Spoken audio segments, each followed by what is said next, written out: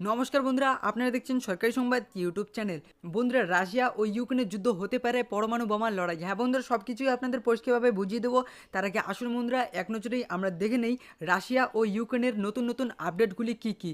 বন্ধুরা, এই মুহূর্তে সবথেকে বড় খবর হলো ইউক্রেনের রাজধানীতে গুলিবদ্ধ হয়ে মারা গেল ভারতীয় এক পড়ুয়া। হ্যাঁ বন্ধুরা, আমরা যেরকমটা জানি ভারতীয় অনেক ছাত্রছাত্রী ইউক্রেনের ডাক্তারি নিয়ে পড়াশোনা করেছিল। আর ঠিক এই সময় বন্ধুরা, রাশিয়া ও ইউক্রেনে শুরু হয়ে যায় এক ভয়ানক যুদ্ধ। আর বন্ধুরা, এই যুদ্ধেই ইউক্রেনের রাজধানীতে গুলি লেগে মারা যায় গত রাত্রেই ভারতীয় এক পড়ুয়া। আর বন্ধুরা, এই দুঃখের খবর শুনে মোদী সরকার এইমাত্র একটি মিটিং করলো। আর বন্ধুরা, মোদী সরকার এই মিটিংয়ের শেষেই ঘোষণা করে জানিয়ে দিল যে ভারতীয় পড়ুয়াদের ভারতে নিয়ে আসার জন্য সম্পূর্ণরূপে চেষ্টা করছে, যার ফলে ইতিমধ্যেই বন্ধুরা 219 জন পড়ুয়া ইউক্রেন থেকে দিল্লিতে চলে আসায় কিছুটা স্বস্তি পেল ফিরে আসা পড়ুয়ারা।